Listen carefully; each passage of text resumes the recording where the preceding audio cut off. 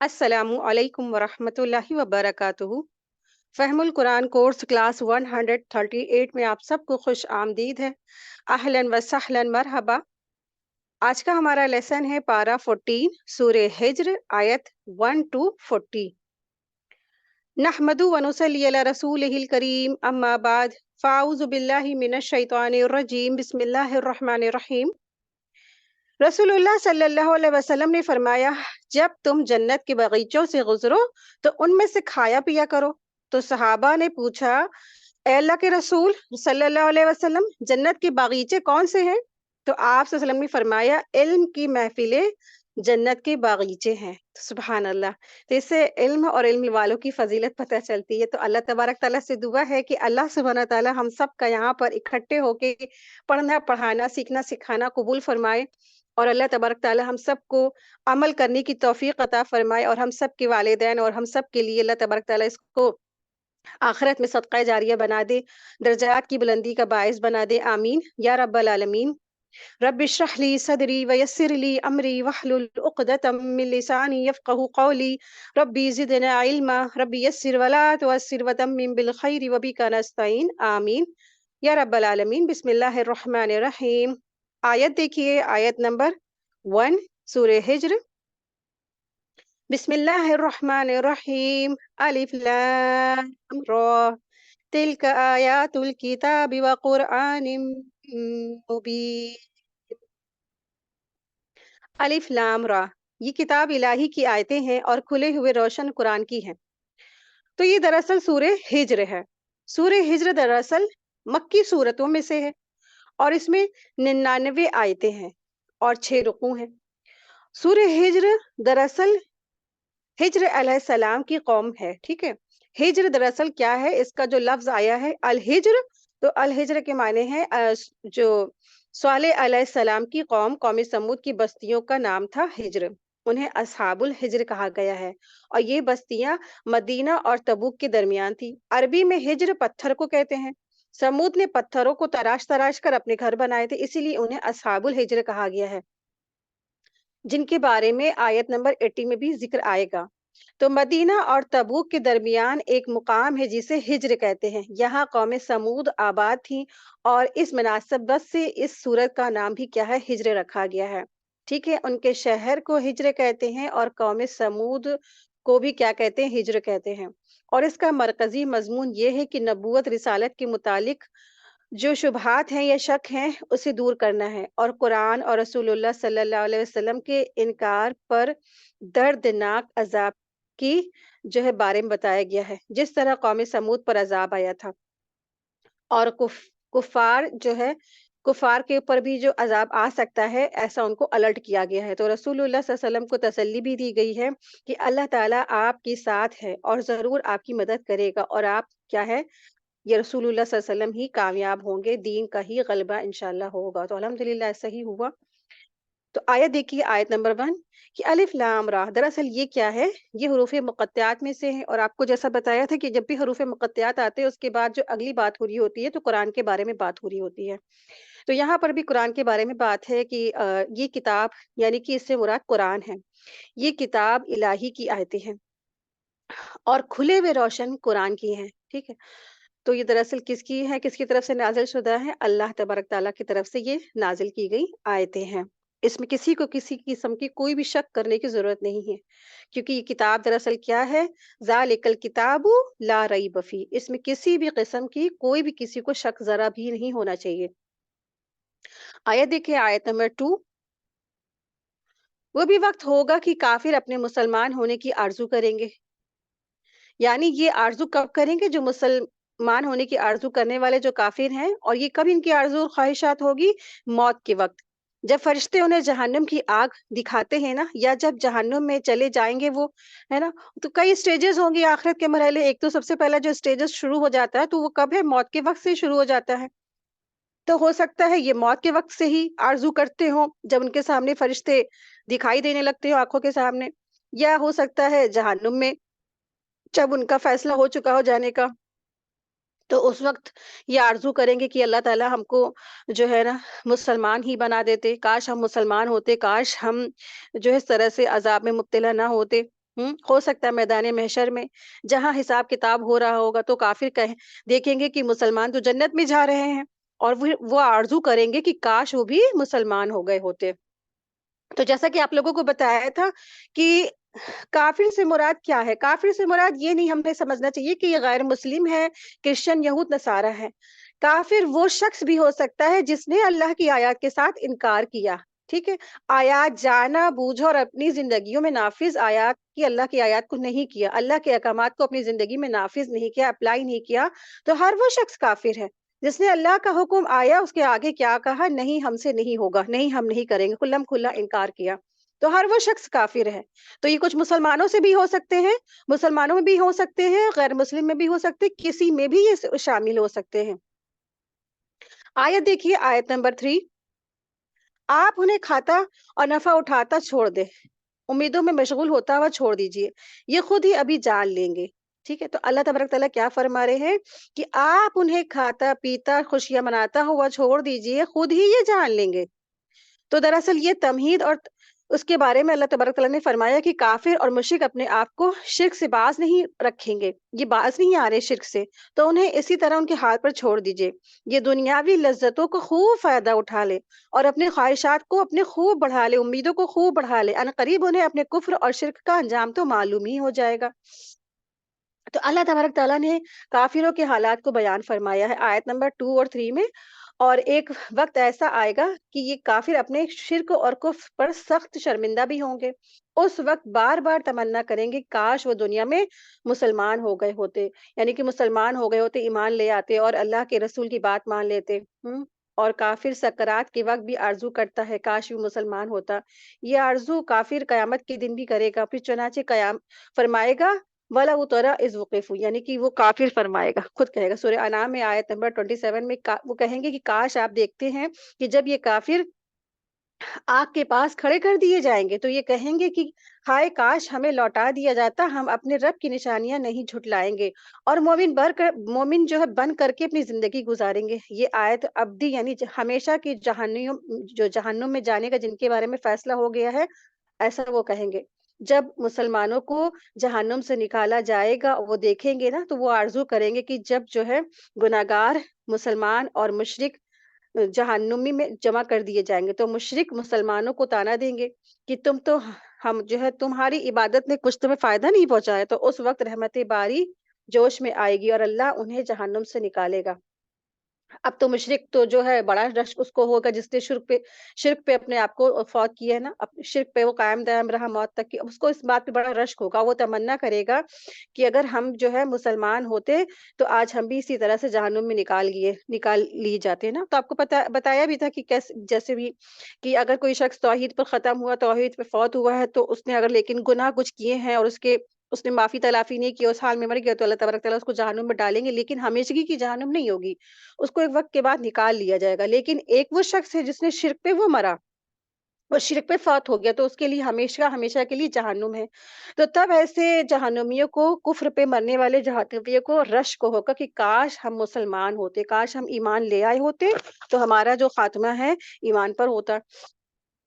तो इस वक़्त ये कहेंगे कि काश हम जो है अल्लाह के दीन पर हम हमारा ईमान होता, हम मुसलमान हो गए होते। और फिर अल्लाह तबारक ताला फरमा रहे हैं यहाँ पर कि आप जो है ना इनको इनके हाल पर छोड़ दीजिए। बज़ाहिर लगता है कि आज जो है आप देखेंगे अक्सरियत जो काफ़िर है ना, वो खा रहे, पी रहे हैं और ऐश की ज़िंदगी गुज़ार रहे हैं। बहुत ज़्यादा जो है अल्लाह की नाफ़रमानी करने वाले और अल्लाह के आगे सरकशी करने वाले, रसूल की बात ना मानने वाले लोग पनप रहे हैं, फल रहे हैं, फैल रहे हैं। बज़ाहिर ऐसा महसूस होता है। तो ये अल्लाह तबारक ताला की तरफ से ये दरअसल ढील है कि उनको दुनियावी ज़िंदगी में अल्लाह तबारक ताला ने सब कुछ दे दिया है, क्योंकि उनका आखिरत में कुछ हिस्सा है ही नहीं। हुँ, तो अल्लाह तबारक ताला ने फरमा दिया कि आप उन्हें जो है ना खाता-पीता, नफ़ा उठाता छोड़ दीजिए और उनको अपनी उम्मीदों में मशगूल होता हुआ छोड़ दीजिए। यानी वो अपनी जो झूठी उम्मीदें वो लगाए बैठे हैं और बेहकीकत की जो उम्मीदें लगाए बैठे हैं उनमें उनको मशगूल छोड़ दीजिए। जब उनकी मौत आएगी तो वो जान ही लेंगे और उस वक़्त वो क्या है, वो रश्क करेंगे कि काश हम मुसलमान होते, काश हम ईमान ले आए होते। تو اس وقت جو ہے اگر وہ ایمان لے بھی آئیں گے موت کے وقت یا آخرت میں یا جہنم میں، تو ان کا ایمان قابل قبول نہیں، یعنی کہ اللہ کی آیات دیکھنے کے بعد کوئی ایمان لائے گا تو اس کا ایمان قابل قبول نہیں ہے۔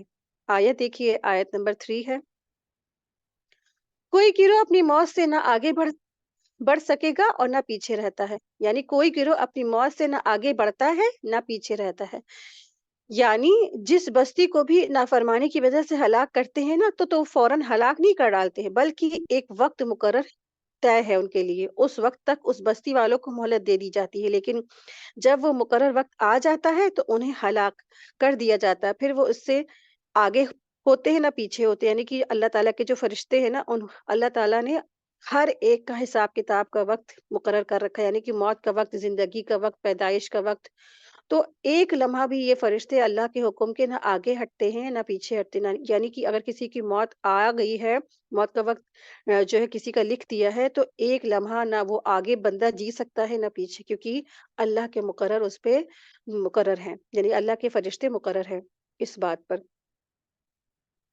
آیت دیکھیے، آیت نمبر 6، انہوں نے کہا کہ اے وہ شخص جس پر قرآن اتارا گیا ہے، یقیناً تو کوئی دیوانہ ہے۔ آیت 7، اگر تو سچا ہے تو ہمارے پاس فرشتوں کو کیوں نہیں لاتا ہے؟ یعنی یہ کافروں کے کفر اور دشمنی اور حسد کا بیان ہے کہ وہ نبی کریم صلی اللہ علیہ وسلم کو دیوانہ کہتے تھے، اور کہتے تھے کہ اگر اے نبی کریم صلی اللہ علیہ وسلم آپ سچے ہیں تو اپنے پاس سے جو ہے اپنے اللہ سے کہہ دیجئے کہ وہ فرشتہ لے آئے، فرشتہ ہمارے پاس بھیج دے، تاکہ وہ آپ صلی اللہ علیہ وسلم کی رسالت کے بارے میں بتایا کہ ہاں یہ رسول اللہ صلی اللہ علیہ وسلم سچے ہیں، وہ تصدیق کرے اس بات کی، یا پھر اگر آپ سچے ہیں اور ہم جھوٹے ہیں تو ہمیں وہ ہلاک کر دے۔ تو اس طریقے سے یہ رسول اللہ صلی اللہ علیہ وسلم کے بارے میں کہتے ہیں۔ آیت دیکھیے، آیت نمبر 8، ہم فرشتوں کو حق کے ساتھ ہی اتارتے ہیں اور اس وقت مہلت دیے گئے نہیں ہوتے ہیں وہ۔ تو اللہ سبحانہ تعالیٰ فرما رہے ہیں کہ فرشتوں کو تو ہم بھیجتے ہیں لیکن دراصل حق کے ساتھ بھیجتے ہیں، یعنی جب ہماری حکمت اور مشیت ہوتی ہے تبھی وہ آتے ہیں، اللہ کے حکم کے ساتھ آتے ہیں، کسی کے بلانے سے، کسی کی ڈیمانڈ سے نہیں آتے، اور حق کے ساتھ آتے ہیں، ٹھیک ہے؟ تو پھر فرشتوں کا نزول تبھی ہوتا ہے جب اللہ چاہتا ہے، اور پھر وہ مہلت نہیں دیے جاتے جس کسی کا بھی وقت مقرر ہوتا ہے، یعنی کہ موت کا، ہلاکت کا یا عذاب کا، تو یہ سب کب آئیں گے؟ اللہ کی مرضی کے مطابق، نہ کہ لوگوں کی مرضی کے مطابق، اور پھر جب آتے ہیں تو پھر کیا ہے؟ اللہ کا جو فیصلہ ہو چکا ہوتا ہے اس کو پورا کرنے کے لیے آتے ہیں۔ آیت دیکھیے، آیت نمبر 9، ہم نے اس قرآن کو نازل فرمایا ہے اور ہم ہی اس کے محافظ ہیں۔ قرآن کو اللہ سبحانہ تعالیٰ نے یہاں پر ذکر فرمایا ہے، ٹھیک ہے؟ اِنَّا نَحْنُ نَزَّلْنَا الذِّكْرَ وَإِنَّا لَهُ لَحَافِظُونَ، کہ قرآن یہاں پر دراصل اس کو ذکر سے کہا گیا کہ یہ کیا ہے؟ ذکر ہے، تو ذکر سے یہاں پہ مراد کیا ہے؟ قرآن کریم ہے۔ تو قرآن کو یہاں ذکر یعنی نصیحت کے لفظ سے تعبیر کیا گیا ہے، جس سے معلوم ہوتا ہے کہ قرآن کریم کے اہل جہاں کے لیے ذکر یعنی کہ یاد دہانی اور نصیحت ہے۔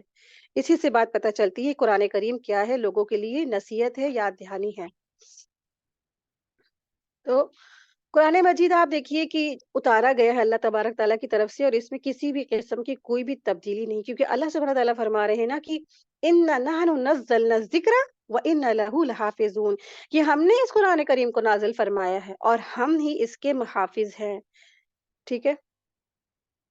تو آپ دیکھیے کہ سوال یہ پیدا ہوتا ہے کہ پچھلی جو کتابیں اللہ نے نازل فرمائی تھی تو اس کے میں کیوں ملاوٹ ہو گئی اور پھر قرآن میں کیوں نہیں ملاوٹ ہوئی؟ کیونکہ آپ دیکھیے پچھلی جو بھی کتابیں آئی تھی تو اللہ تبارک تعالیٰ نے ان کا محافظ لوگوں کو بنایا تھا، اس لیے اس میں ملاوٹ ہو گئی، تحریف ہو گئی، لیکن اللہ تبارک تعالیٰ نے اس قرآن کریم کو محافظ، اس کی جو حفاظت کا ذمہ اللہ نے اپنے اوپر لیا ہے، اس لیے الحمدللہ 1450 سال گزر چکے ہیں، اس میں کہیں پر بھی کوئی بھی ملاوٹ نہیں آئی۔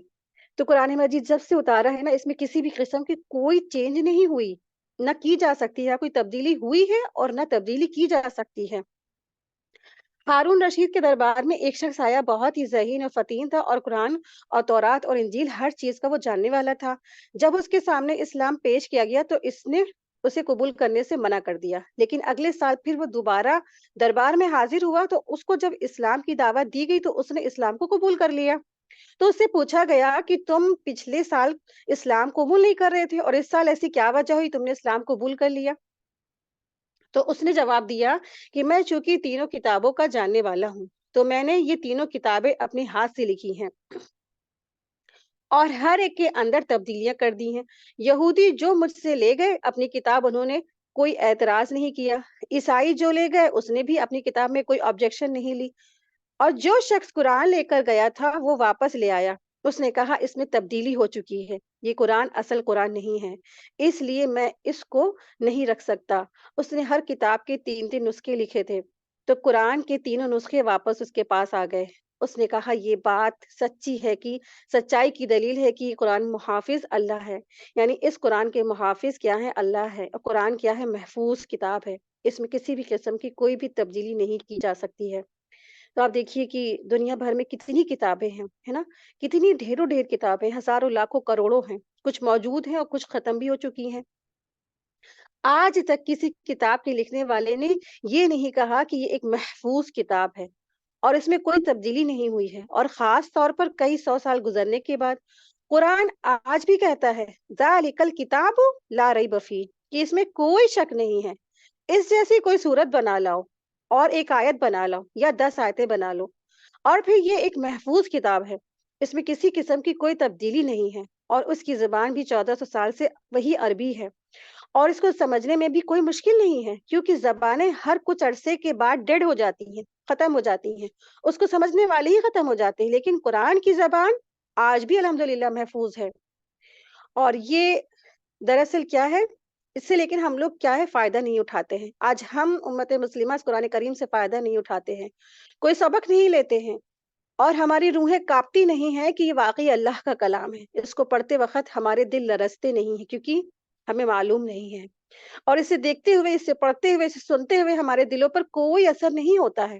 اگر ایسا نہیں ہوتا ہے تو بہت ہی حیرت کی بات ہے۔ اصل بات یہ ہے کہ ہمارا ایمان اس کا تقاضا کرتا ہے کہ جو کچھ یہ کتاب ہمیں دیتی ہے اس کو سچ مچ کر کے، سچ سمجھ کر کے، سچ مان کر کے اس کو اختیار کرنا ہے اپنی زندگیوں میں، اور اپنے آپ کو اس کے مطابق بدل لینا ہے، نہ کہ اس کو اپنی مرضی کے مطابق بدلنے کی کوشش کرے۔ ٹھیک ہے؟ تو قرآن کریم کو کے حساب سے اپنی زندگیوں کو ہم تبدیل کریں۔ تو اللہ سبحانہ تعالیٰ فرما رہے ہیں کہ یہ قرآن کیا ہے؟ دراصل اس کے محافظ ہم ہیں۔ آیت دیکھیے، آیت نمبر 10۔ ہم نے آپ سے پہلے اگلی امتوں میں بھی اپنے رسول برابر بھیجے ہیں، اور لیکن جو بھی رسول آتا تو وہ اس کا مذاق اڑاتے تھے۔ گناہ گاروں کے دلوں میں ہم اسی طرح یہی رچا دیا کرتے ہیں۔ آیت 13 دیکھیں، وہ اس پر ایمان لا وہ اس پر ایمان نہیں لاتے، یقیناً اگلوں کا طریقہ گزرا ہوا ہے، یعنی ان کے ہلاک کرنے کا وہی طریقہ ہے جو اللہ تبارک تعالیٰ نے پہلے سے مقرر کر رکھا ہے، یعنی کہ جھٹلانے اور مذاق اڑانے کے بعد وہ قومیں ہلاک کرتا ہے اللہ سبحانہ تعالیٰ۔ آیت دیکھیے، آیت نمبر 14 ہے، اور اگر ہم ان پر آسمان کا دروازہ کھول بھی دیتے اور یہ وہاں چڑھنے بھی لگ جاتے، تب بھی وہ یہی کہیں گے کہ ہماری نظر بندی کر دی گئی ہے، بلکہ ہم لوگوں پر جادو کر دیا گیا ہے۔ یعنی ان کافروں کا عناد، بغض اس حد تک بڑھا ہوا ہے کہ فرشتوں کا نزول تو مطلب کہ رہا ایک طرف، اگر خود ان کے سامنے آسمان کے دروازے کھول دیے جائیں، یا ان کے سامنے دروازے جو ہے، دروازوں سے آسمان، یعنی آسمان آ جائے، یعنی ان کے سامنے دروازے کھول کر کے، آسمانوں میں دروازے کھول کر کے خود اللہ تعالیٰ، یعنی کہ اللہ کے فرشتے آ جائے، یا آسمان کھل جائے، یا بڑے بڑے معجزات دیکھ لے، تب بھی وہ یہی کہیں گے کہ ہماری آنکھوں پر یقین نہیں ہے، ہمیں اپنی آنکھوں پر یقین ہی نہیں ہے، اور رسولوں کی تصدیق نہیں کریں گے، بلکہ یہ یہی کہیں گے ہماری نظر بندی کر دی گئی ہے، یا ہم پر جادو کر دیا گیا ہے۔ ٹھیک ہے؟ تو اگر ان کے سامنے دروازے آسمان کے کھول بھی دیے جائیں، یا وہاں پر یہ خود بھی چڑھ جائیں، تب بھی یہ یہی کہیں گے کہ ہماری کیا ہے؟ نظر بندی کر دی گئی، ہماری آنکھوں پر جادو کر دیا گیا ہے۔ ٹھیک ہے؟ تو انہوں نے مطلب کہ ضد اور کفر اور دشمنی میں اتنے زیادہ شدید ہو گئے ہیں کہ ہر حال میں یہ انکاری ہی رہیں گے۔ آیت دیکھیے، آیت نمبر 16۔ یقیناً ہم نے آسمان میں برج بنائے ہیں اور دیکھنے والوں کے لیے اسے سجا دیا ہے۔ اللہ سبحانہ تعالیٰ نے یہاں پر جو ہے نا برج جو لفظ لائے ہیں، تو بروج برج کی جمع ہے، ٹھیک ہے؟ جس کے معنی ہے ظہور کے، ظاہر ہونے کے۔ یہاں آسمان کے ستاروں کو بروج کہا گیا ہے کیونکہ وہ بلند ہے اور ظاہر بھی ہوتے ہیں، رات کو ٹمٹماتے ہیں، ہے نا، جگمگاتے ہیں۔ تو اللہ تعالیٰ نے یہاں پر برجوں کا یا ستاروں کا ذکر اپنی قدرت اور بے مثال سنت کے طور پر کیا ہے، اور یہ واضح کیا ہے کہ یہ آسمان کی زینت بھی ہیں، یعنی کہ یہ بروج دراصل کیا ہے، ستارے دراصل کیا ہیں یہ؟ آسمان کو ڈیکوریٹو بھی کرتے ہیں، سجاتے ہیں، اس کو مزین کرتے ہیں، اور دراصل کیا ہے کہ یہ آسمان میں جو ہے برج بنانے کا یہ کیا ہے، ایک دوسرے کام بھی آتے ہیں، جس کو ہم آگے آیت میں پڑھیں گے۔ آیت نمبر دیکھیں، آیت نمبر 17 میں۔ اور اس سے ہر مردود شیطان سے محفوظ رکھا ہے، ٹھیک ہے۔ دراصل اس سے کیا پتہ چلتا ہے کہ اللہ سبحانہ تعالیٰ نے اس آسمان کو جتنے بھی مردود شیطان مردود ہے نا، ان سب سے محفوظ بھی رکھا ہے۔ تو شیطان کے لیے اللہ تبارک تعالیٰ نے جو الفاظ لائے ہیں وہ رجیم ہے، رجیم لفظ لائے ہیں۔ تو رجیم دراصل مرجوم کے معنی میں ہے، ٹھیک ہے۔ رجیم مرجوم کے معنی میں ہے، رجم کے معنی ہے سنگسار کرنے، یعنی پتھر مارنے کے ہیں۔ شیطان کو رجیم اس لیے کہا گیا ہے کہ یہ جب آسمان کی طرف جانے کی کوشش کرتا ہے تو آسمان سے شہاب ثاقب اس پر ٹوٹ گرتا ہے۔ پھر رجیم ملعون وہ مردود کے معنی میں بھی استعمال ہوتا ہے، کیونکہ جسے سنسار کیا جاتا ہے اسے ہر طرف سے لعنت اور ملامت بھی کی جاتی ہے۔ یہاں اللہ تبارک تعالیٰ نے یہی فرمایا کہ ہم نے آسمان کی حفاظت فرمائی ہر شیطان رجیم سے، یعنی ان ستاروں کے ذریعے سے، کیونکہ یہ شیطان کو مار کر بھگانے پر بھی مجبور کر دیتے، ٹھیک ہے۔ تو اس سے کیا پتہ چلتا ہے، جو ستارے ہیں اللہ سبحانہ تعالیٰ نے ان کے ذریعے سے آسمان کو مزین کیا ہے، خوبصورت بنایا، اور پھر یہ شیطان کو مار بھگانے کا کام بھی کرتے ہیں۔ تو اللہ تبارک تعالیٰ نے آسمان پر ستاروں کی نشانی کی طرف متوجہ فرما رہے ہیں۔ ستارے ہر دور کے لوگوں کے توجہ کا مرکز بنا ہے، لیکن افسوس یہ ہے کہ لوگوں نے اس سے صحیح سبق نہیں سیکھا ہے، بلکہ اپنے ایمان کو خراب کیا ہے۔ وہ کس طرح کہ ستاروں کی جو چال ہے نا، یا اس کی موومنٹ ہے نا، اس سے اپنی قسمت اور تقدیر کو اٹیچڈ کیا ہے، ٹھیک ہے، وابستہ کیا ہے، یعنی ستاروں کے ذریعے سے اپنی تقدیر کا حال، قسمت کا حال، فیوچر کا حال جاننے کی کوشش کرتے ہیں، لیکن جس کی کوئی بھی حقیقت نہیں ہے۔ رسول اللہ صلی اللہ علیہ وسلم نے فرمایا، جس نے علم نجومی حاصل کیا اس نے جادو کا ایک حصہ سیکھ لیا، جتنا زیادہ سیکھے گا اتنا ہی زیادہ جادو میں مبتلا ہوگا۔ یہ سنن ابو داؤد 3907 اس کا نمبر ہے، اس کی حدیث کا نمبر۔ تو جادو کی کیا ہے، کوئی حقیقت نہیں ہے۔ جادو کیا ہے، اس کی کوئی حقیقت نہیں۔ وہ کیا ہے دراصل، وہ کفر ہے۔ ہمیں علم نجومی میں دلچسپی بھی نہیں لینی چاہیے، یعنی اس سے نہ سیکھنے کی ضرورت ہے اور نہ ہی اس کے قریب پھٹکنے کی ضرورت ہے، ٹھیک ہے۔ تو آپ دیکھیں کہ اکثر یہ ہوتا ہے کہ نجومی جو ہوتا ہے، جو بات کہتا ہے وہ سچ ہو جاتی ہے نا، تو اس میں لوگوں کیا ہوتے ہیں، اس میں اسی جادو میں یا ستاروں پرستی میں یا ستاروں کے ذریعے سے حال جاننے میں لوگ اور زیادہ آگے بڑھتے چلے جاتے ہیں۔ آپ دیکھیں کہ اس کے بارے میں بھی ہمارے پاس جو ہے نا انفارمیشن ہے، کیا ہے وہ، کہ ابن عباس رضی تعالیٰ عنہما سے مروی ہے کہ آسمان میں شیطان کے لیے بیٹھنے کی جگہ ہوا کرتی تھی، تو وہ وہی جو ہے نا وہیں پہ غور سے سنا کرتے تھے، اور اس سے پہلے ان پر ستارے بھی نہیں پھینکے جاتے تھے، یعنی ان کو ستاروں سے مار بھگایا نہیں جاتا تھا، اور شیطان ان کے اوپر رجم بھی نہیں کیا جاتا تھا، یعنی کہ شہاب سے جو ستارے ہیں، جو ستاروں کے ذریعے سے ان کو مار بھگانے کے اور ان کو ہٹانے کا کوئی کام نہیں ہوتا تھا، لیکن جب وہ وہی سنتے تو زمین کی طرف اترتے اور ایک بات سن کر کے اس میں اپنی طرف سے کئی بات لگا دیتے۔ یعنی کہ اللہ کی طرف سے کوئی بھی بات جب نازل ہوتی تھی، کوئی بات اللہ تبارک تعالیٰ فرشتوں کو حکم دیتے تھے، تو وہ فرشتوں میں جو آپس میں گفتگو ہو رہی ہوتی، تو اس کی وہ جو بات، کوئی ایک بات، یعنی 100 بات ہوئی فرشتوں میں آپس میں، تو پھر اس میں سے کوئی اس نے ایک بات شیطان نے سنی، اور پھر وہ جو بات ہوتی ہے وہ جا کے اپنے جو نجومی ہوتا ہے اس کو بتا دیتے۔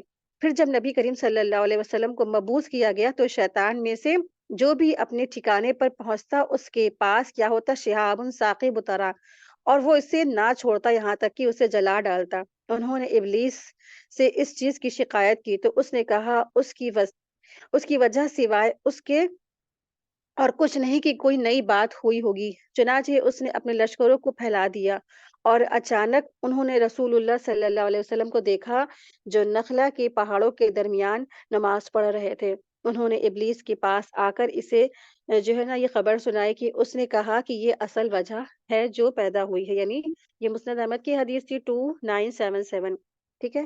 تو جو شیطان ہوتے ہیں وہ چپے چپے اللہ کے آسمانوں پہ جا کر کے باتیں سنتے تھے جب اللہ کا حکم نازل ہوتا ہے۔ ہم تو دراصل پھر وہ فرشتے جب اللہ کا حکم نازل ہوتا ہے تو فرشتے اس وقت سنتے ہیں، ہمارے ہیبت کے لرزا جاتے ہیں وہ، اور کانپنے لگتے ہیں تھر تھر، اور پھر آپس میں جب ایک دوسرے کو بات بتاتے ہیں اللہ کے حکم کی آپس میں فرشتے، تب اس وقت شیطان چوری چھپے سے ایک کوئی بات 100 میں سے کوئی ایک بات سن لیتا تھا، اور پھر وہ 100 میں سے کوئی ایک بات سن کر کے پھر وہ اپنے نجومی کو بتا دیتا تھا جا کر کے، اور پھر وہ جو نجومی ہوتا تھا 100 جھوٹ میں ایک سچ کو ملا کر کے وہ لوگوں کو بہت پہنچا دیتا تھا۔ اس طرح سے لوگ یہ جو ستارہ ہے، نکشتر ہے، اس طریقے سے اس کے بارے میں لوگوں کو اس پہ لوگ جو ہے اعتماد ہو جاتے تھے، جڑ جاتے تھے، اس پہ یقین کرنے لگ جاتے تھے۔ تو ستاروں کی چال یا ستارے یہ دراصل کیا ہے، یہ سب اللہ تبارک تعالیٰ نے اس لیے بنایا، ان کا پیدا کرنے کا مقصد یہاں بتا دیا گیا ہے کہ کس وجہ سے یہ ہیں۔ اب اگر کوئی اس کے ذریعے سے اپنے فیوچر کا حال جاننے کی کوشش کرتا ہے یا اس پہ کوئی یقین اور اعتماد کرتا ہے، تو طرح طرح سے آج فتنہ فساد کی جو ہے کتابیں بھی موجود ہیں، تو پھر کیا ہے اس کے لیے پھر آخرت کے لیے جو خسارہ ہے، ٹھیک ہے؟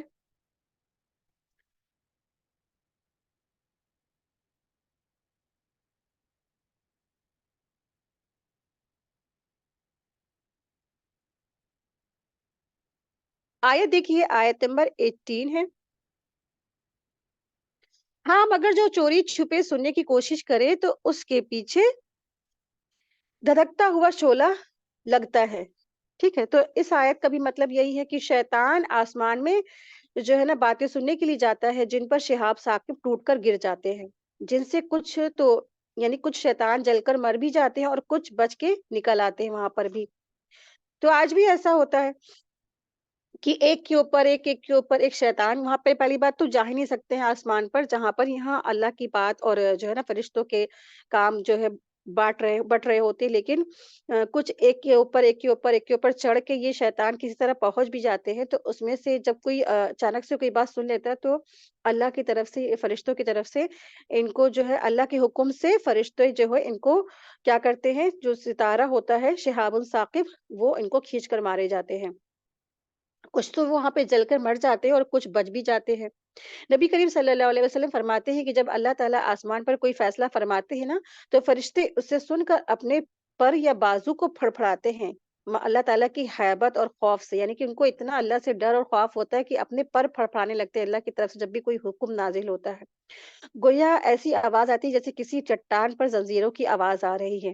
پھر جب فرشتوں کے دلوں سے اللہ کا خوف دور ہوتا ہے، کچھ دیر کے بعد وہ جب ریلیکس ہوتے ہیں تو وہ ایک دوسرے سے پوچھتے ہیں کہ اللہ نے کیا کہا ہے، تمہارے رب نے کیا کہا ہے؟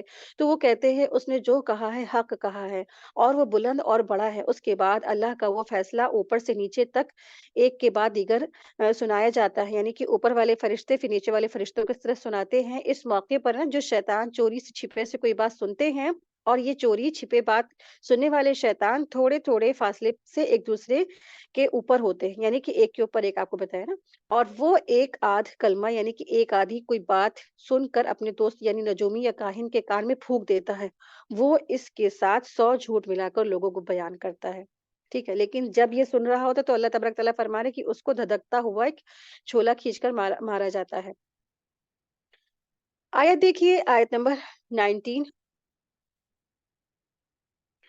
اور زمین کو ہم نے پھیلا دیا ہے اور اس پر اٹل پہاڑ ڈال دیے ہیں، اور اس میں ہم نے ہر چیز کا ایک معین مقدار سے اسے لگا دیا ہے۔ آیت 20 دیکھیں، اور اسی میں ہم نے تمہاری روزیاں بنا دی ہیں اور جنہیں تم روزی دینے والے نہیں ہو، یعنی اللہ سبحانہ تعالیٰ فرما رہے ہیں کہ ہم نے جو ہے تم کو تمہاری روزیاں بھی لگا دی اور ان کو بھی روزی دی جن کو تم روزی دینے والے نہیں ہو، یعنی کہ اس سے مراد نا وہ نوکر چاکر غلام ہے اور جانور ہے، یعنی جانوروں کو تمہارے تابع کر دیا ہے جن پر تم سواری بھی کرتے ہو، سامان بھی لاد کر چلتے ہو، اور انہیں ذبح کر کے کھاتے بھی، جیسے اونٹ، جو ہے گھوڑا ہے، خچر ہے، کچھ پہ سواریاں کی جاتی ہیں، کچھ ذبح کر کے کھائے بھی جاتے ہیں، یعنی اونٹ کو اس پہ سواری بھی ہوتی ہے، اس کو ذبح کر کے انسان کھاتا بھی ہے۔ ٹھیک ہے؟ تو یہ جو اور پھر آپ دیکھیے کہ جو غلام لونڈیاں ہیں جن سے تم خدمت بھی لیتے ہو، یہاں کہا جا رہا ہے، تو یہ نوکر چاکر ہے نا، تو لگتا ہے جیسے ہم ان کو اپنے پاس سے سیلری دے رہے ہیں، ہم ان کو رزق پہنچا رہے ہیں، ہم پیمنٹ کر رہے ہیں، اگرچہ یہ سب کیا ہے ہمارے انسانوں کے ہی انڈر میں لگتے ہیں نا، تو ان کے خوراک وغیرہ کا انتظام ہمارے ذریعے ہوتا ہے، لیکن دراصل حقیقت یہ ہے کہ ان کا رازق اللہ تعالیٰ ہے، انسان نہیں ہو سکتا ہے۔ تو کبھی بھی یہ نہیں سوچنا چاہیے کہ ہماری وجہ سے فلاں فلاں کو رزق مل رہا ہے، فلاں ہماری وجہ سے کھا رہا ہے، تو دراصل کیا ہے، یہ ایک غلط فہمی ہے۔ یہ اللہ تبارک تعالیٰ ہی روزی پہنچانے والا ہے، تم نہیں ہو۔ یہاں پر ایک طرح سے اللہ تبارک تعالیٰ نے انسان کی ذہن کشی کی ہے کہ تم رازق نہیں ہو، رازق تو اللہ تبارک تعالیٰ ہے، اللہ کی ذات ہے رازق۔ آیت دیکھیے، آیت نمبر 21۔ اور جتنی بھی چیزیں ہیں ان سب کے خزانے ہمارے پاس ہیں، یعنی کہ اللہ تبارک تعالیٰ کے پاس تمام کائنات کے خزانے ہیں، اور ہم ہر چیز کو اس کے مقرر انداز سے اتارتے ہیں، یعنی جتنی اللہ تعالیٰ ضرورت سمجھتے ہیں اتنی چیزیں اتارتے ہیں، جیسے مثال کے طور پہ بارش ہے، جتنی اللہ تعالیٰ سمجھتے ہیں اتنی اس مقدار میں اس کو اتارتے ہیں، یا انسانوں کی پیدائش ہے، جتنی اللہ تبارک تعالیٰ نے سمجھی اس کی مقدار اس کو اتارا، اور پھر تمام چیزیں جتنی بھی ہیں اللہ تبارک تعالیٰ نے اس کو اس کے صحیح مقدار اور اندازے کے ساتھ اتارا، کوئی بھی چیز زیادہ نہیں ہے، کوئی بھی چیز کم نہیں ہے۔ مثال کے طور پر اگر آپ دیکھیں کہ مچھلیاں ہیں، مچھلیاں اگر سمندر میں جتنی انڈے دیتی ہیں اتنی پیدا ہو جاتی تو پھر کیا حال ہوتا، زمین میں پیر رکھنے کی جگہ نہیں ہوتی، لیکن مچھلی کیا ہے، مچھلی کے انڈے بھی ختم ہو جاتے ہیں، اور پھر مچھلیاں ایک دوسرے کو کھا بھی جاتی، پھر انسان بھی ان کو کھا جاتا ہے، پھر بھی ختم نہیں ہوتی ہیں۔ تو اللہ تبارک تعالیٰ نے ہر چیز کا ایک اندازہ مقرر کر رکھا ہے۔ آیت دیکھیے، آیت نمبر 22۔ اور ہم بھیجتے ہیں بوجھل ہوائیں، پھر آسمان سے پانی برسا کر وہ تمہیں پلاتے ہیں، اور تم اس کا ذخیرہ کرنے والے نہیں ہو۔ تو اللہ تبارک تعالیٰ فرما رہے ہیں وَأَرْسَلْنَا الرِّيَاحَ لَوَاقِحَ فَأَنزَلْنَا، کہ اور ہم بھیجتے ہیں بوجھل ہوائیں، یعنی ہواؤں کو بوجھل اس لیے کہا گیا ہے کہ یہ ان بادلوں کو اٹھاتی جن کے اندر ٹنوں ٹنوں پانی ہوتا ہے، پھر آسمان سے پانی برسا کر وہ تمہیں پلاتی ہے، اور تم اس کا ذخیرہ کرنے والے نہیں ہو، یعنی اللہ تبارک تعالیٰ فرما رہے ہیں کہ یہ پانی ہم اتارتے ہیں، ہم نازل کرتے ہیں، انسان اس کا ذخیرہ کرنے پر قدرت نہیں رکھتا ہے، اللہ تبارک تعالیٰ ہی اس پر قدرت و قادر ہے، اور اللہ تعالیٰ اپنی رحمت سے اس پانی کو چشموں کنووں نہروں کے ذریعے سے محفوظ رکھتے ہیں، اور اللہ تعالیٰ کیا ہے، اس پانی ورنہ اللہ اگر نہ چاہے تو یہ پانی ہم لوگ یہ محفوظ بھی نہیں ہو سکتا ہے۔ تو آپ دیکھیں کہ اگر انسان کسی پانی کو لے کر کے اپنے ٹینک میں یہ ٹنکی میں جو ہے جہاں پہ پانی جمع کیا جاتا ہے اس میں بھر بھی لیتا ہے، تو کتنے ہفتہ بھر یا مہینہ بھر کے بعد اس میں اسمیل آنے لگتی ہے، اتنی گندی بدبو آتی ہے نا، لیکن یہ اللہ کی قدرت ہے، اللہ تبارک تعالیٰ نے اس کو اپنے رحمت سے اس کو محفوظ کیا، اور اسمیل بھی نہیں آتی ہے، اور کسی بھی قسم کی گندگی بھی نہیں اس میں ہوتی نا، اور اگر اللہ تعالیٰ چاہے تو یہ پانی بھی کیا ہم سے دور کر دے، چشمے کنویں پانی نہریں جو بھی ہیں یہ سب کے سب پانی اگر نیچے اتر جائے تو کوئی اس پہ قادر نہیں کہ اس کو واپس لے آئے۔ تو اللہ تبارک تعالیٰ نے یہ سب ذخیرہ ہمارے لیے کیا کیا ہے، دے دیا، ہم اس کا استعمال کریں اور اللہ کا شکر ادا کریں۔ آیت دیکھیے، آیت نمبر 23۔ ہم ہی جلاتے ہیں اور ہم ہی مارتے ہیں، اور بالآخر ہم ہی وارث ہیں، اور تم میں سے آگے بڑھنے والے اور پیچھے ہٹنے والے بھی ہمارے علم میں ہیں۔ آیت 25 دیکھیے، آپ کا رب سب لوگوں کو جمع کرے گا، یقیناً وہ بڑی حکمتوں والا، بڑے علم والا ہے۔ آیت 26، یقیناً ہم نے انسان کو کالی اور سڑی ہوئی کھنکھناتی مٹی سے پیدا فرمایا ہے۔ وَلَقَدْ خَلَقْنَا الْإِنسَانَ مِنْ صَلْصَالٍ مِنْ حَمَامٍ مَسْنُونٍ۔ اللہ تبارک تعالیٰ یہاں پر جو ہے نا آدم یعنی انسان کی پیدائش کے بارے میں بتا رہے ہیں کہ انسان کو اللہ تبارک تعالیٰ نے سڑی ہوئی کھنکھناتی مٹی سے پیدا فرمایا ہے۔ مٹی دراصل کیا ہے اس کے بارے میں بتایا گیا کہ مختلف اسٹیج کے بارے میں یہاں بتایا گیا ہے کہ انسان کی پیدائش کس طرح سے ہوئی ہے۔ تو عربی میں خشک مٹی کو تراب کہتے ہیں، جب اسے بھگو دیا جاتا ہے تو وہ تین ہو جاتی ہے، تین کہلاتی ہے، پھر جب مدتوں تک پڑی رہنے سے وہ سیاہ ہو جاتی ہے تو اسے حمائم کہتے ہیں، اور بدبو بھی آنے لگتی ہے، لیکن حمائم مسنون دراصل یہ بھی کیا ہے، یہ جس اسے بدبودار کیچڑ کہتے ہیں، حمائم مسنون یعنی اس سے مراد بدبودار کیچڑ ہے، پھر جب وہ خشک ہو کر کھنکھنانے یعنی بجنے لگتی ہے تو اسے سلسال کہا جاتا ہے۔ ٹھیک ہے، یہ بہت امپورٹنٹ ہے، اس کو نوٹ کر لیا، اکثر اس میں لوگ کنفیوز ہوتے ہیں۔ تو عربی زبان میں خشک مٹی کو تراب کہتے ہیں، جب اسے بھگو دیا جاتا ہے تو وہ تین کہلاتی ہے. پھر جب وہ مدتوں تک پڑی رہنے سے وہ سیاہ اور کالی ہو جائے تو اسے حمائم کہتے ہیں اور بدبو بھی آنے لگتی ہے. اور پھر حمائم مسنون کیا ہے؟ بدبو دار کیچڑ اس کو کہتے ہیں. حمائم مسنون کے معنی حمائم مسنون بدبو دار کیچڑ کہتے ہیں. پھر جب وہ خشک ہو کر کھنکھرانے لگتی ہے تو اسے سلسال کہتے ہیں. ٹھیک ہے.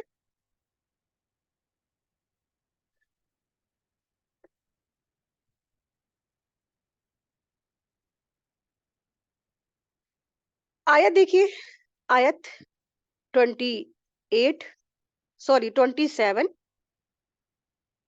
اور اس سے پہلے جنات کو ہم نے لو والی آگ سے پیدا کیا ہے. یعنی اللہ تبارک تعالیٰ نے انسان کو مٹی سے پیدا کیا اور جناتوں کو آگ کی لپٹ سے پیدا کیا ہے. آیت دیکھیے. آیت نمبر 28. اور جب تیرے پروردگار نے فرشتوں سے فرمایا کہ میں ایک انسان کو کالی اور سڑی ہوئی کھنکھناتی ہوئی مٹی سے پیدا کرنے والا ہوں. آیت نمبر 29 دیکھیے. تو جب میں اسے پورا بنا چکا تو اور اس میں اپنی روح پھونک دوں تو تم سب اس کے آگے سجدے میں گر پڑنا. یعنی اللہ سبحانہ تعالیٰ نے یہاں پر پھر آدم علیہ السلام کی تخلیق اور اس کے بارے میں جو آگے جو واقعہ ہوا اس کے بارے میں یہاں فرما رہے ہیں کہ اللہ تبارک تعالیٰ نے فرمایا کہ انسان کو پیدائش آدم کی جو پیدائش ہوئی پھر اس کے بعد اللہ نے فرشتوں کو حکم دیا کہ اس طرح سے ایک انسان پیدا ہوگا. جب ہم اس کو بنا چکے تو تم سب کیا کرنا؟ اس کے آگے سجدہ کر دینا. تو دراصل یہ سجدہ تعظیمی تھا. ٹھیک ہے. تو سجدے کا یہ حکم بطور تعظیمی کے تھا، عبادت کے طور پر نہیں تھا. اور چونکہ یہ اللہ کا حکم تھا اس لیے اس کے واجب میں کوئی شک بھی نہیں ہے. تاہم شریعت محمدیہ میں بطور تعظیمی بھی کسی کے لیے سجدہ کرنا جائز نہیں بلکہ شرک ہے. تو ہلکا سا آپ جیسے کسی کو آج کل ہم دیکھا ہے کہ اکثریت سب سلام کرتے ہیں تو اپنا ہلکا سا سر ایسے ہلکا سا جھکا دیتے ہیں. تو سر بھی جھکانا نہیں ہے اشارے سے. ٹھیک ہے. کسی کے آگے ہلکا سا سر جھکا کر اشارہ کرتے وقت سلام جو کرتے یہ بھی بالکل درست نہیں ہے. تو یہ بھی شرک کی کیٹیگری میں آتا ہے. تو یہ سر صرف اور صرف اللہ کے آگے جھکنے کے لیے بنا ہے، سجدہ کرنے کے لیے بنا ہے. کسی کے آگے نہ جھکنے کے لیے اور نہ سجدہ کرنے کے لیے بنا ہے. آیت 30 دیکھیے. چنانچہ تمام فرشتوں نے سب کے سب نے سجدہ کر لیا. آیت 31. مگر ابلیس نے کہ اس نے سجدہ کرنے والوں میں سے نہ ہوا. یعنی کہ اس نے صاف اس سے منع کر دیا سجدہ کرنے سے. آیت 32. اللہ تعالیٰ نے فرمایا اے ابلیس تجھے کیا ہوا ہے کہ تو سجدہ کرنے والوں میں شامل نہ ہوا. 33 آیت دیکھیں. وہ بولا کہ میں ایسا نہیں کہ اس سے انسان کو سجدہ کروں جسے تو نے کالی سڑی ہوئی کھنکھناتی مٹی سے پیدا کیا ہے. آیت 34 دیکھیے. فرمایا اللہ تبارک تعالیٰ نے فرمایا کہ اب تو بہشت سے نکل جا کیونکہ تو رائندہ درگاہ ہے. یعنی کہ تو کیا ہے؟ دھتکارا ہوا ہے اور تجھے رجم کیا گیا، تجھ پہ لعنت کی گئی ہے. تو دراصل اس نے تکبر میں آ کے اللہ کا حکم نہیں مانا، اپنے آپ کو بڑی چیز سمجھا کہ میں بڑی چیز ہوں، میں آگ سے بنایا گیا اور یہ آدم کس سے بنایا گیا؟ مٹی سے بنایا گیا ہے. تو بس میں اس کو ایسے حقیر چیز کو میں سجدہ کیوں کروں؟ اپنی ہی نگاہ میں اپنے آپ کو بڑا اچھا سمجھنے لگا نا. تو اکثریت ہمارا بھی ایسی حال ہوتا ہے کہ ہم اپنی نگاہ میں اپنے آپ کو بہت اچھا سمجھ رہے ہوتے لیکن حقیقت ہماری کچھ بھی نہیں ہے. ہم کس سے بنے ہوئے؟ ایک حقیر سے گندے سے پانی سے ہماری تخلیق ہوئی ہے. ایک مٹی کے پتلے ہیں ہم سب. لیکن جب اللہ ہم کو دیتا ہے تو ہم زمین پہ پاؤں نہیں رکھتے ہیں. یعنی انسان زمین پر پاؤں نہیں رکھتا ہے، آسمان میں اڑنے لگتا ہے. اپنی جوانی جب اس کو ملتی ہے یا کوئی عہدہ ملتا ہے یا کوئی رتبہ ملتا ہے یا کوئی اس کو شہرت ملتی ہے یا اس کو کچھ مل جاتا ہے تو وہ زمین پر پاؤں نہیں رکھتا ہے. حالانکہ وہ کیا ہے؟ ایک بالکل حقیر سا، ایک بالکل بالکل معمولی سا انسان ہے نا، جس کو اللہ تبارک تعالیٰ نے سڑی ہوئی کھنکھناتی مٹی سے پیدا کیا ہے. آیت دیکھیے. آیت نمبر 35. اور تجھ پہ میری پھٹکار ہے قیامت کے دن تک. یعنی کہ اللہ تبارک تعالیٰ نے جو ابلیس تھا اس کے اوپر قیامت تک کے دن کے لیے پھٹکار کیا، یعنی کہ دور کر دیا اپنی رحمت سے، لعنت کر دی. آیت 37. کہنے لگا اے میرے رب مجھے اس دن تک کی ڈھیل دے دیجئے کہ لوگ دوبارہ اٹھا کر کھڑے کیے جائیں. اللہ تبارک تعالیٰ نے فرمایا آیت 37 دیکھیں کہ اچھا تو ان میں سے ہے جنہیں مہلت ملے گی. آیت 38. روز مقرر کے وقت تک یعنی قیامت کے دن تک. آیت 39 دیکھیے. شیطان نے کہا کہ اے میرے رب چونکہ تو نے مجھے گمراہ کیا ہے हुँ, मुझे भी कसम है कि मैं भी ज़मीन में उनके लिए नाफ़रमानी को मुज़य्यन कर दूँगा और उन सब को बहकाऊँगा भी। और आयत 40 देखें, सिवाय तेरे उन बंदों के जो मुंतखब कर लिए गए हैं। कितनी बड़ी बात कही शैतान ने। आयत नंबर 39 देखिए आप, हैं? कि अल्लाह से कह रहा है कि ऐ मेरे रब, तूने मुझे गुमराह कर दिया है। तो आप देखिए कि हमारा भी अक्सर यही होता है कि हम अपने गुमराह होने का जो है जो ब्लेम होते हैं लोगों पर लगाते हैं या फिर अल्लाह पर भी लगा देते हैं। अल्लाह ही तो नहीं चाहता कि हम हिदायत पाते। अल्लाह ही तो नहीं चाहता कि हम अल्लाह की शरीयत को नाफिज करते। अल्लाह की मर्जी होती तो हम कर लेते, है ना? तो ये देखिए बिल्कुल इबलीस वाला ये दरअसल कौल है। इबलीस ने इतना बड़ा जुर्म किया, तकब्बुर किया, हसद किया, अल्लाह की नाफरमानी की और फिर उसके बाद क्या कहता है, अल्लाह आपने मुझे गुमराह कर दिया है। तो आप देखिए इब्लीस ने क्या किया, अपनी गलती को ना माना। अपनी गलती नहीं मानी और अपनी जो गलती है, अपनी जो गुनाह है, अपने भटकने का ब्लेम अल्लाह पर किया। इंसान का भी यही रवैया है।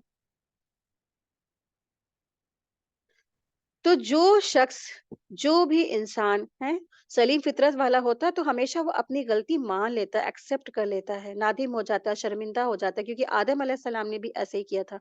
वो नादिम हुए, वो शर्मिंदा हुए, अपनी गलती उन्होंने मान ली, लेकिन इब्लीस का रवैया ये है कि उसने अपना गुनाह, अपना जुर्म अल्लाह पे डाला।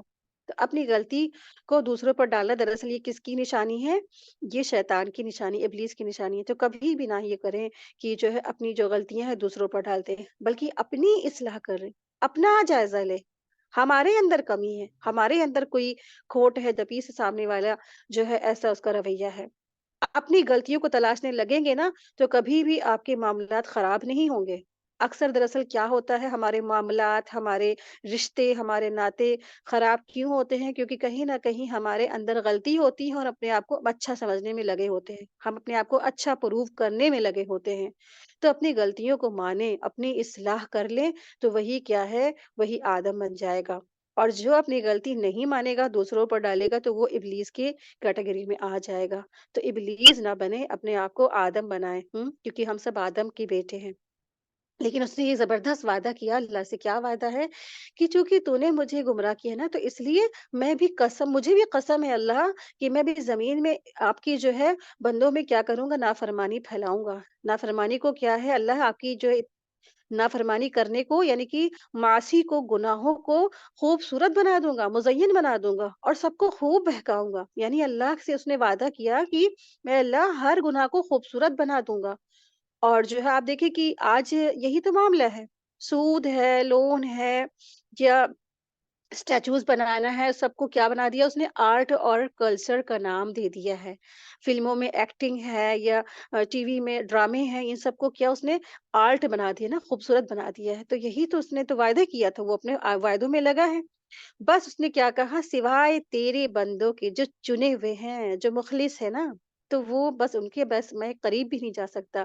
इल्ला इबादका मिनहुमुल मुखलसीन, सिवाय तेरे उन बंदों के जो मुंतखब कर लिए गए हैं, जो चुने हुए हैं, मैं उनके क्या है करीब भी नहीं जा सकता है। तो अल्लाह सुब्हानहू तआला से दुआ है कि अल्लाह तबारक तआला हम सबको अपने मुखलिसीन बंदों में शामिल फरमाए और इब्लीस की चालों से हम सब की हिफाज़त फरमाए और हम सब की औलादों की और हम सब के सब की तमाम कुल मोमिन कुल मोमिनात की हिफाज़त फरमाए। आमीन या रब्बल आलमीन। व आखिरु दावाना अनिल हम्दुलिल्लाहि रब्बिल आलमीन। सुब्हानक अल्लाहुम्मा व बिहम्दिका अशहदु अल्ला इलाहा इल्ला अंता अस्तगफिरुका व अतूबु इलैक। अस्सलामु अलैकुम व रहमतुल्लाहि व बरकातुहू। जज़ाकुमुल्लाहु खैरन कसीरा।